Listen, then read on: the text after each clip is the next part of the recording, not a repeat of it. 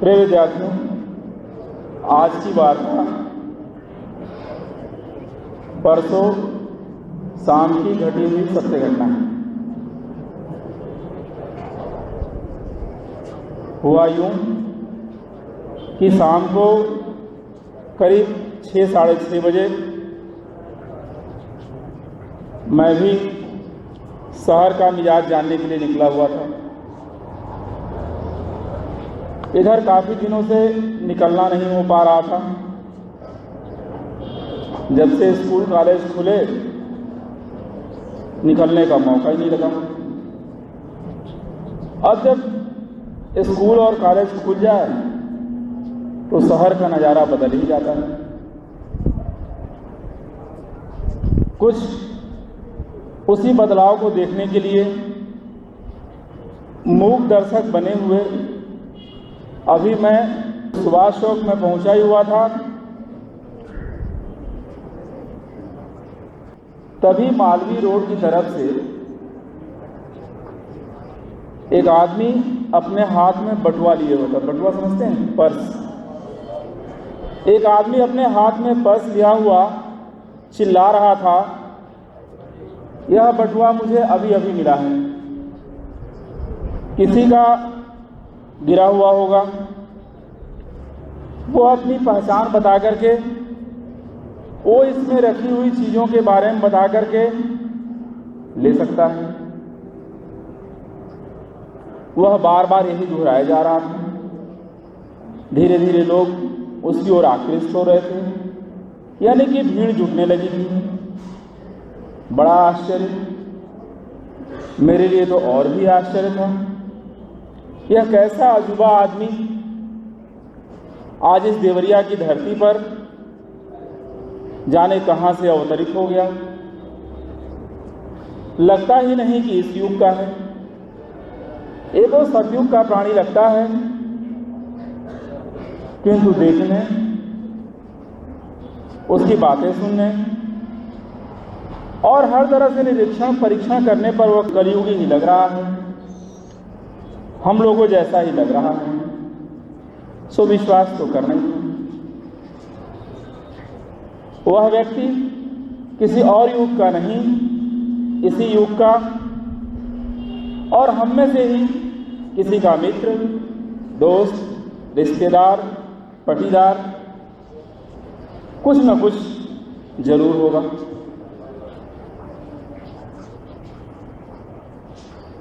वह अभी भी इसी टोन में चिल्लाया जा रहा है, उसी ऊंची आवाज में कहे जा रहा है कि यह बटुआ जिसका हो वो अपनी पहचान बता करके ले सकता है। अभी अभी ये मुझे गिरा हुआ मिला है। तब तक उसके आसपास अच्छी खासी भीड़ इकट्ठी हो गई थी। मैंने कहा ही आपसे, सुभाष चौक है, मालवीय रोड शहर का मुख्य मार्ग है और शाम का समय न जाने मेरे जैसे कितने लोग अपने किस किस प्रयोजन से आ जा रहे होंगे वहाँ। तभी एक आदमी टाउन हॉल की ओर से भागा हुआ आता है और कहता है कि ये बटुआ तो मेरा ही है। क्या कह रहा है कि ये बटुआ मेरा है, मैं अभी अभी थोड़ी देर पहले बाजार करने आया हुआ था, लौटते समय बटुआ कब गिर गया मुझे पता ही नहीं चला। जब मैं घर पहुंचा, बटुआ के न होने से एकदम सन्न रह गया। मन को बड़ा धक्का लगा। करता भी क्या, तब भी मन नहीं माना। सोचा कि चलो देखता हूं, मिल ही जाए, और निकल पड़ा। जैसे मैंने भीड़ देखी, मुझे लगा कि हो न हो मेरे किसी काम का, मेरे किसी मतलब के लिए, हो सकता है मेरी कोई बात बन जाए। तब वहाँ इकट्ठा लोगों ने कहा, अच्छा कोई बात नहीं, अगर ये बटुआ तुम्हारा ही है जैसा कि तुम बता रहे हो, तो ये बताओ कि अगर ये बटुआ तुम्हें मिल जाए तो तुम आखिर इस बटुआ पाने वाले को क्या दोगे? मरता क्या नहीं करता। उसके मुंह से तपाक से निकलता है कि इसमें जितने पैसे हैं उसका आधा मैं इस बटुआ पाने वाले को दे दूंगा। लोगों को बात चाहे जितनी समझ में आई हो, उन्होंने कहा कि ठीक है, ऐसा है तो तुम कोई पहचान बताओ। उससे छोटी मोटी पहचान पूछ करके आश्वस्त होकर के लोगों ने बटुआ उसको दिलवा दिया। बटुआ पाते ही खिल गया हो, जैसे कभी कभी आप लोग के साथ होता है। अपनी कोई चीज़ पा जाते हैं, खोई हुई चीज़ पा जाते हैं, फिर पौ आ रहा, फिर आपके खुशी का ठिकाना नहीं। कुछ वैसा ही था, थोड़ी देर पहले वो कितनी कठिनाई में था जब उसका बटुआ गायब हुआ था, और बटुआ मिल गया है, उसकी प्रसन्नता की सीमा नहीं है। अब वो क्या करता है, उस बटुआ में रखे पैसे का जितना है उसका आधा लौटाना है ना। क्या कहा उसने? कहा है इसमें जितना पैसा होगा उसका आधा मैं क्या करूंगा, बटुआ पाने वाले को दे दूंगा। तो पैसा तो गिनना ही पड़ेगा। अब वो पैसा गिनना शुरू करता है। पैसा गिनना बड़ा कठिन काम है, ये गिनने में बहुत आनंद आता है। जिस दिन फीस जमा करने आते हो उस दिन देखो, सुबह से शाम तक गिनते रहते हो, गिनते गिनते गिनते पता चलता है गायब हो गया। और अंतिम घंटी में जब पता चलता है तो सर और मैडम लोग परेशान हो जाते हैं। पैसे गिनने में बड़ा आनंद है, और वो भी जब इस तरह का पैसा हो, खोया हुआ पैसा मिल जाए। अब वो अपना पैसा गिनना शुरू करता है, लेकिन लोग कहते हैं कि पैसा बहुत बुरी चीज़ है। सुना कभी आप लोग? पैसा जब गिनने लगा वो, तो उसके मन में क्या आ गया? आपको बहुत ज़्यादा आता है। जहाँ कोई टिफिन खोला कि जब जीभ से पानी टपकना शुरू, वो चाहे बच्चे ने खोला हो चाहे और किसी ने खोला, लालच। जैसे उसने पैसा गिनना शुरू किया, उसके मन में लालच जाग गया। बटुआ तो मिल गया। अब बताइए, पैसे भी पूरे के पूरे हैं, और आधे पैसे दे दूं महज इतने के लिए कि गिरा हुआ बटुआ पा गया। यह तो अच्छी बात नहीं, इसका तो कोई मतलब ही नहीं। अब जब लालच समाया तो अपना रंग दिखाना शुरू कर दिया कि केवल वो बटुआ पा गया इसलिए उसको आधे पैसे मिल जाए। कहां तक उचित? और जब पैसा गिनने के बाद क्या कहता है वो कि इस बटुए में 10,000 रुपये थे, मैं वहां था। ऐसा नहीं है कि मैं कोई कहानी कह रहा हूं, सत्य घटना है, पता कर सकते हैं आप लोग जाकर। गिनने के बाद क्या कहता है, इस बटुए में 10,000 रुपये थे, और अब तो इसमें केवल 5,000 रुपये हैं। लोगों ने उसे समझाया, थोड़ा धैर्य से, थोड़ा इत्मीनान से, थोड़ा स्थिर होकर के एक बार सोच लो, याद कर लो कि इन पैसों को तुमने कहाँ कहाँ खर्च किया है, कैसे कैसे खर्च किया है। हो सकता है तुम्हें याद आ जाए। और इस बटुआ पाने वाले पर व्यर्थ इल्जाम लगाने से, शक करने से कोई फायदा नहीं, और ये उचित भी नहीं। किंतु लालच ऐसी चीज है ना, वो सर चढ़कर ही बोलती है, वो सर से नीचे नहीं उतरती। जब तो लालच है, सर चढ़कर बोल रहा है। तो उस बटुए के मालिक ने क्या कहा कि नहीं, इसमें पूरे के पूरे 10,000 रुपये ही थे, और इस समय 5,000 रुपये हैं। बटुआ पाने वाला क्या कहता है, क्या कहता बेचारा, मेरे जैसा होगा, कुछ कह ही नहीं सकता हूं,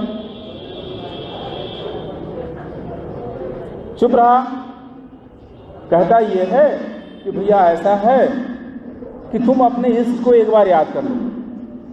क्या कहता है, एक बार अपने भगवान को याद कर लो, और उसके बाद बताओ कि उस बटुए में कितने रुपए थे। अरे मैं तो जैसे ही गिरा हुआ पाया सड़क पर, तुरंत उठा करके मैंने हल्ला शुरू कर दिया कि बटुआ किसका है, बटुआ किसका है।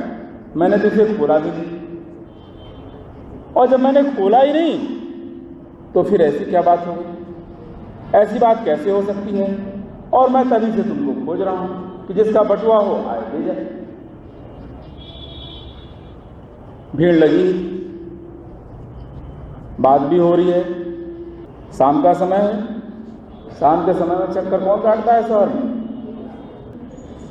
तब तक क्या है, कोतवाल की गाड़ी जो है पहुंच गई शिवाजी चौक पर। कोतवाल की गाड़ी आ गई और कोतवाल ने पूछा क्या बात है, क्यों भीड़ लगी है। लोगों ने कोतवाल के सामने सारी बातें रखी और कहा कि कोतवाल साहब, आज न्याय होना चाहिए, दूध का दूध और पानी का पानी होना चाहिए। आपका बड़ा नाम सुना है, बड़ी ख्याति है आपकी, बड़े ईमानदार आदमी। कोतवाल साहब तो खुशी हो गए होंगे इतना सुन करके। उनके चेहरे को देखने से लग रहा था कि उनके मन में ये बात थी कि वो न्याय करने वाले हैं। कोतवाल ने कहा कि आज न्याय होकर ही रहेगा, आप निश्चिंत रहें, मैं अभी न्याय करता हूँ। मुझे इस तरह की घटनाओं का बहुत अनुभव है। केवल थोड़ी सी तफ्तीश, केवल थोड़ी सी विवेचना ही काफ़ी है और मैं अभी का अभी न्याय किए देता हूँ। कोतवाल ने कहा, मुझे आप दोनों की बातों पर पूरा पूरा यकीन है। कौन? इसका बटुआ खोया हुआ है और जिसने बटुआ पाया है। मुझे आप दोनों पर पूरा पूरा यकीन है। बटुआ खोने वाला झूठ क्यों बोलेगा? बटुआ इसका खो गया है, वो झूठ क्यों बोलेगा? और जो बटुआ पाया है वो भी क्यों झूठ बोलेगा? अरे झूठ बोलना होता तो सरे बाजार हाथ में बटुआ लिए पागल की तरह दौड़ता क्यों? आप लोगों में से कोई होता तो मैं नहीं बताता सकता क्या करता। अब इतना तो जरूर करता है कि आज कहानी नहीं बन पाती। लेकिन वो बेचारा बटुआ पाया कि सरेआम बाजार में जो है लिए दौड़ रहा है। मैं अपनी बात वापस ले रहा हूँ भाई, ऐसा नहीं है। तमाम आप में होंगे जो हो सकता है उससे आगे जा रहे हैं, उसे घर पहुंचा देते पता करके, पूरी टीम लेकर के। लेकिन हाँ, तो कोतवाल को दोनों पर पूरा विश्वास है, दोनों पर भरोसा है और वो कह भी रहा है कि दोनों पर जब मुझे पूरा पूरा विश्वास है तो मैं अभी का अभी न्याय कर देता हूँ। और उसने न्याय क्या किया? कोतवाल ने कहा, किससे? जिसका बटुआ गायब हुआ था, यह तो तय है ना कि तुम्हारे बटुए में 10,000 रुपये थे। उसने कहा, जी सर, एकदम सही है, उसमें पूरे के पूरे 10,000 रुपये थे। तो कोतवाल ने कहा कि जब तुमने उसमें रखे रुपए गिने तो कितने निकले? क्या बताया कि उसमें मैंने जब गिना तो 5,000 रुपये मिला।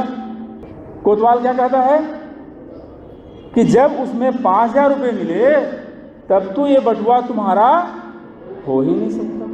हो सकता है? कैसे हो सकता है? जब उसके बटुए में 10,000 रुपये थे और उसी के गिनने से 5,000 निकल रहे हैं तो बटुआ उसका हो ही नहीं सकता। तो ये तो तय हो गया कि ये बटुए के तुम असली दावेदार नहीं हो, असली हकदार तुम नहीं हो। तुम्हारा जो बटुआ खोया हुआ है वो किसी तुमसे ज्यादा भाग्यशाली व्यक्ति के हाथ लग गया है। और चूंकि इस बटुए का, जिसमें 5,000 रुपये हैं, अभी तक कोई नया दावेदार नहीं खड़ा हुआ, कोई नया दावेदार नहीं आया। अगर किसी का बटुआ खोया होता तो भागदौड़ मचाया होता। इसका मतलब हो सकता है कहीं दूर दराज से, जैसे भी रहा हो। और इस व्यक्ति ने ये बटुआ पाया है और सरेआम इसको लेकर उस व्यक्ति को देना चाहता है, इसलिए इसके ईमानदारी के एवज में इसे इस बटुए में मिले पैसे का आधा पुरस्कार स्वरूप दिया जाता है। कितना रुपया? 2,500 रुपये उसको पुरस्कार स्वरूप मिल गया और शेष पैसा कोतवाल ही नहीं जाएगा भाई। कोतवाल साहब बहुत ईमानदार आदमी हैं। उन्होंने कहा कि आधा पैसा तो इनाम स्वरूप दे दिया गया और ये आधा पैसा है ये किसी जन कल्याणकारी योजना में खर्च कर दिया। कोतवाल साहब ने नहीं लिया, उन्होंने कहा कि किसी ऐसी कल्याणकारी योजना में खर्च कर दिया जाएगा जिसके बारे में मैं आपसे आगे नहीं बता सकता, क्योंकि सरकार की योजनाएं इतनी हैं और इतने खर्च हैं कि कहना नहीं पड़ेगा। आप चूँकि हंस दिए 1 मिनट का समय लेता हूँ। इस समय में जो जन कल्याणकारी संस्थाएं हैं उनको NGO कहा जाता है, और NGO की स्थिति यह है कि इस देश में 950 व्यक्ति की सुरक्षा के लिए 1 पुलिस वाला है और 600 व्यक्तियों के जन कल्याण के लिए मतलब कहा जाए 1 NGO है। माने इस देश में NGO की संख्या इतनी अधिक है, आप कल्पना कीजिए। और क्या करती है NGO, वो आपको धीरे धीरे पता चल जाएगा। कोतवाल साहब ने क्या किया तो बता दिया भाई, न्याय किया उन्होंने कि जो बटुआ पाया है उसको आधा पैसा दिया गया और आधा जन कल्याणकारी में। अब इसे सुनते ही उन महोदय का जिनकी बात हो रही थी, जिनका बटुआ खो गया, उनके पैरों तले जमीन सरकना बहुत लाजमी है, स्वाभाविक है। वो हक्का बक्का अवाक रह गए और कोतवाल ने उनसे पूछा कि क्यों आप इस निर्णय से सहमत हैं? उन्होंने क्या कहा? नहीं कह दिया। अरे उन्होंने सिर हिला करके कहा जी। करते भी क्या, उनके पास कोई विकल्प ही नहीं था। कोतवाल सामान्य आदमी तो है नहीं, वो भाप लिया था। क्या भाप लिया था? कि इनके मन में लालच घर कर गया है, इनके मन में चोर समा गया है, इनके मन में गलत प्रवृत्ति उत्पन्न हो गई है, इनका मन अपवित्र हो गया है, इनका मन अशुद्ध हो गया है, इनका मन मैला हो गया। प्रिय विद्यार्थियों, हमारी संस्कृति में शुद्धता, पवित्रता को सर्वोपरि महत्व दिया गया है। कहा गया है आदिम रसात्राणि शुद्ध्यति मनः सत्येन शुद्ध्यति विद्या तपोमयाम भूतात्मा बुद्धिर ज्ञाने शुद्ध्यति। अर्थात जल में स्नान करने से शरीर, सत्य आचरण करने से मन, विद्या और तप से आत्मा, ज्ञान से बुद्धि की शुद्धि होती है। अतः मन को किसी भी प्रकार के लोभ, मोह, लालच, राग, द्वेष, ईर्ष्या तथा भोग जैसी कलुषता से बचाए रखने का प्रयास करते रहना चाहिए।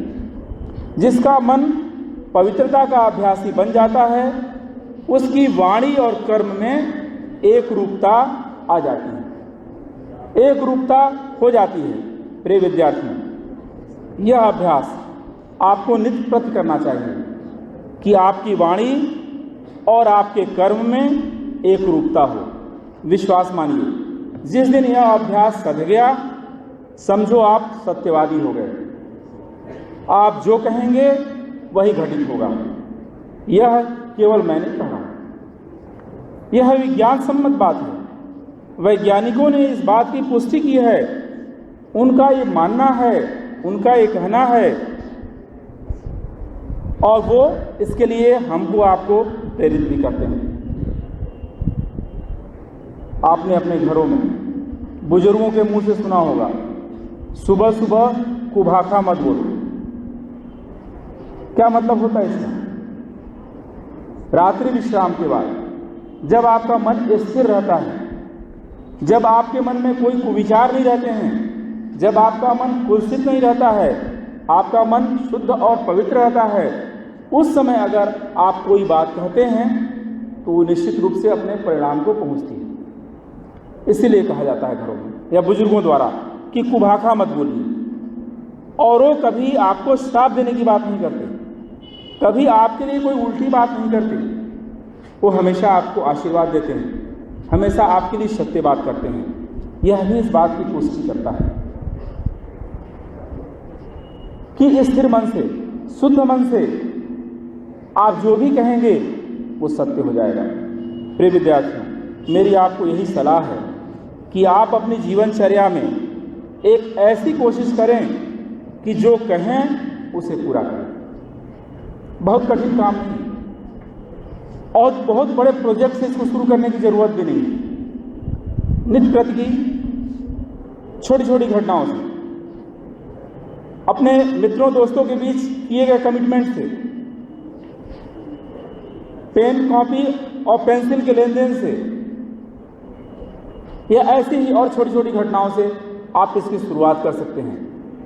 अपने से एक कमिटमेंट करें कि मैं जो कहूँगा उसे करूँगा। अगर आप ऐसा करते हैं तो परिणाम आने में देर नहीं, केवल प्रारंभ तो करिए। और यह प्रारंभ कब से? आज से। क्यों?